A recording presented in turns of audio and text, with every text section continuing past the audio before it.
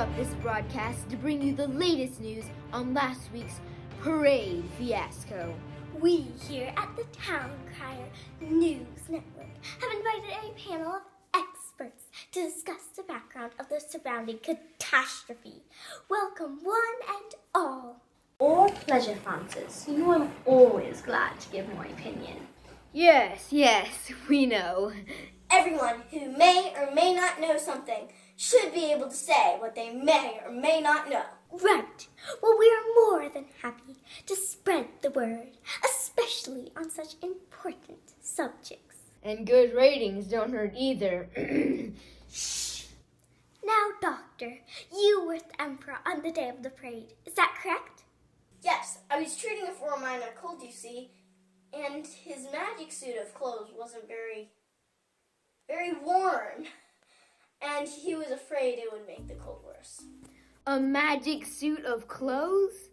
You must have realized that it was not a magic suit of clothes. Well, that was the challenge, you see. I had heard that the magic clothes would only appear invisible if the person viewing them were, not fit for their job. Ah. And I am the personal doctor to the Emperor, and I can't have anyone thinking I'm not fit for my job. I see. Well, it makes sense, really. If you're not fit for the job, you're not fit for the paycheck. It wasn't about the money. It was about doing what's best for the Emperor. Really? Yes. That was my fear as well. Emperor had called the whole palace to view a suit of clothes the day before the parade.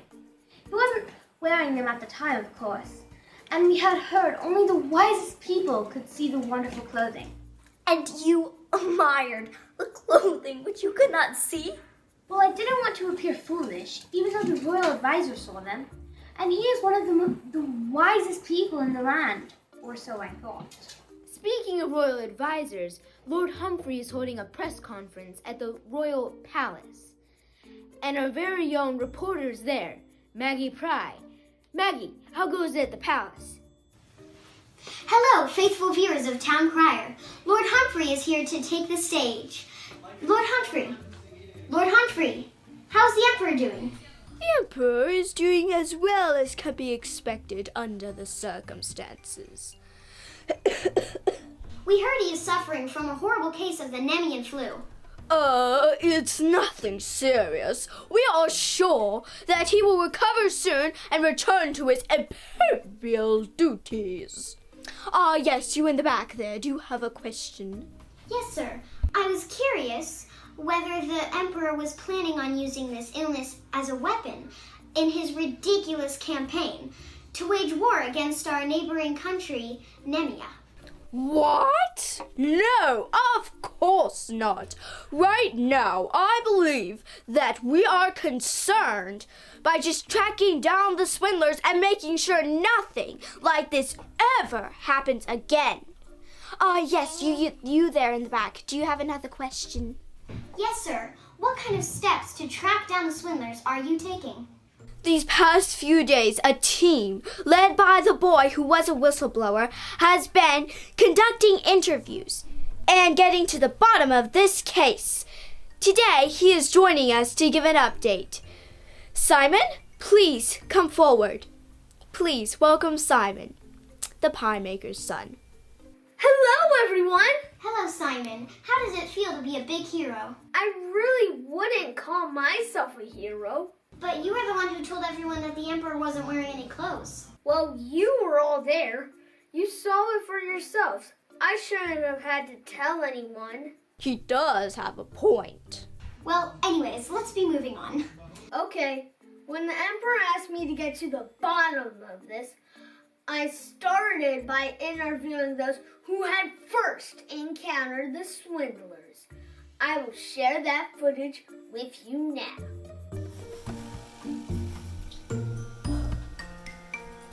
Those swindlers were so charming, but when they showed the magic clothes to me, I didn't see anything. But I was really afraid that it was because I was a fool and not fit for my job, so I brought them before the Emperor to show him the magic suit of clothes. I thought if he could see them, then they could be trusted. So, as you can see, we are dealing with a real web of lies here. No one at any point ever saw any clothing, but no one at any point ever spoke up about it. Ooh. I also interviewed the palace clerk, who is responsible for all the payments being made to the swindlers. Was it suspicious to me that the names were the same as two well-known criminals? Yes, of course. Did it strike me as odd as they looked very familiar to the wanted posters for those very well-known criminals? Definitely. Was I alarmed at the magic suit of clothing that we were paying half of the year's budget for was invisible to me? Yes, I was. But the media all said the clothes were fascinating, and everyone else in the place thought they looked magnificent. I didn't want to be the only one who couldn't see them. Everyone think I wasn't fit for my job. The emperor actually showcased the clothes on Thursday. Any one of them could have mentioned to the king that there was absolutely nothing there, but everyone I spoke to felt as if they would be mocked and teased if they said there was nothing. If only someone would have had the courage to speak up. Yes! Excuse me, Simon, but have you made any progress in apprehending the swindlers? As a matter of fact, we have. Late last night, we caught them trying to use some of the royal funds to purchase large quantities of hand sanitizer and toilet paper. No one has ever tried to purchase quite as much as they did, which is what set off the alarm bells. Once confronted with the evidence against them, they quickly confessed. I don't know what all the fuss is about. We just wanted to see who'd go along with it. We didn't think everyone in the entire kingdom would go along with the lie. Yeah, it was kind of funny watching everyone acting like they were smart enough to see the clothes. Do we get to keep the toilet paper and sanitizer? We had a really cool craft we were going to make with it. If you asked me, I think all of this is an outrage. All we were trying to do was make a dishonest living, and now everybody's suddenly blaming us.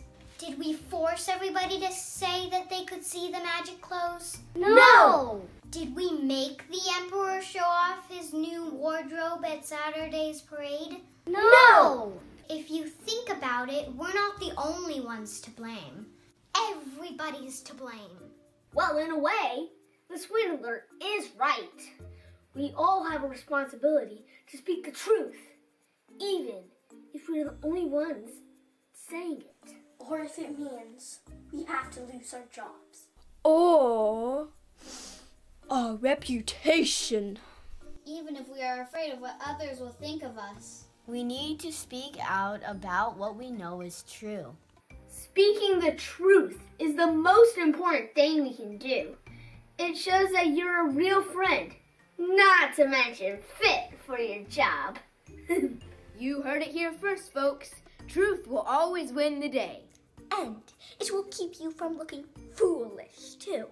I think we've all learned an important lesson today, and I hope we never forget it. Yeah! Well, that's the end of our report, folks. And you can be sure we'll always report the truth. Does that mean that the story about the cat that learned how to wear the shoes is off the schedule? What do you think?